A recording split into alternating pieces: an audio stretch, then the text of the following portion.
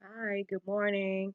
Maranatha, chapter 236, August 24th, a sign that distinguishes God's people.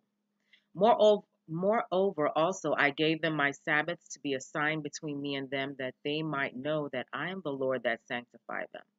As the Sabbath was a sign that distinguished Israel when they came out of Egypt to enter the earthly Canaan, so it is the sign that now distinguishes God's people as they come out from the world to enter the heavenly rest. The observance of the Sabbath is the means ordained by God of preserving a knowledge of Himself and of distinguishing between His loyal subjects and the transgressors of His law. The Sabbath belong it, which is the Sabbath, belongs to Christ, since he made all things. He made the Sabbath. By him it was set apart as a memorial of the work of creation. It points to him as both the creator and the sanctifier. It declares that he who created all things in heaven and in earth, and by whom all things hold together, is the head of the church, and that by his power we are reconciled to God. For speaking of Israel, he said, I gave them my Sabbaths to be a sign between me and them, that they may know that I am the Lord that sanctify them. Make them holy. Then the Sabbath is a sign of Christ's power to make us holy, and it is given to all whom Christ makes holy.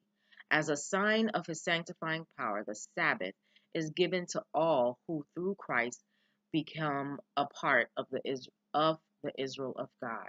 In the Ten Commandments, it is the only commandment that begins with remember and is the one that everyone or most people forget.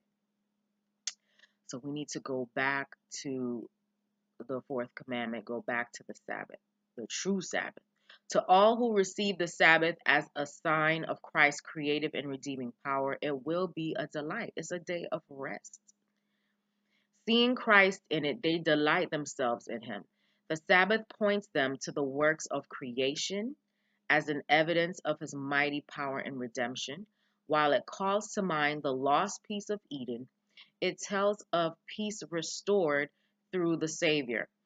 And every object in nature repeats his invitation, come unto me, all you that labor and are heavy laden, and I will give you rest. Matthew 11, verse 28. The Sabbath is a golden clasp that unites God and his people. So as the sun sets today, Friday, the Sabbath begins. May you find rest from your labors and rest from sin.